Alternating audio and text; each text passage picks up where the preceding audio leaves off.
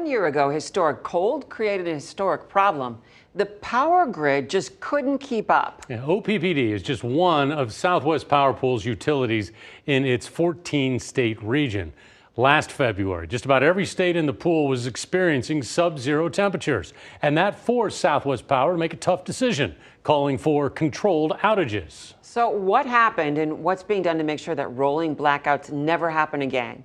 KETV Newswatch 7's David Earl has this Forecasting Our Future report.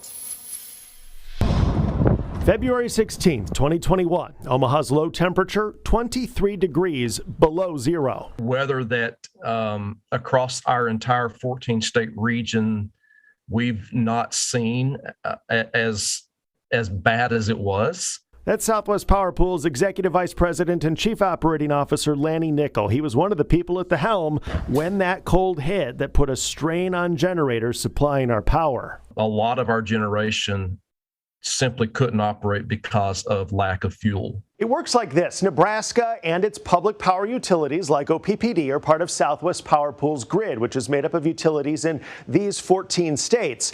OPPD generates enough power to supply its customers, but Director of Energy Regulatory Affairs Joseph Lang says that's not always the case. During events like flooding, icing, tornadoes can affect and impact our generation in a way that we rely on SPP to maintain our reliability locally. There were two major factors. One, the massive amount of consumption by you through heat and power staying at home, and natural gas was just simply not available for a large amount of our generating utilities. So, to conserve energy, SPP made the decision to enact something called controlled load curtailments.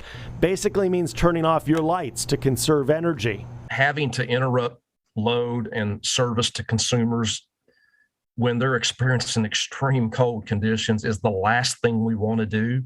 Nickel says in all, it amounted to about 4 hours of interrupted power. OPPD took that about an hour at a time. Approximately 20% of OPPD customers saw up to a 60-minute power outage as a direct result of those controlled outages. Even though this was the first event of its kind in SPP's 80-year history, Nickel says that doesn't mean it won't happen again. But I absolutely believe we would be better prepared. So, how do you make sure of that? The solution could be simple, but costly. Some of the facilities further south are not maintained or take the similar winterization precautions as we do further north.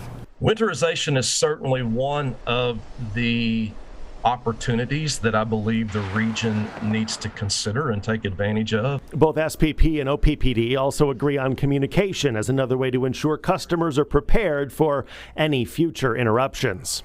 One of the things that we learned is, no matter what we do from a technical perspective, it's always critical to communicate often and well. David Earl, KETV Newswatch 7.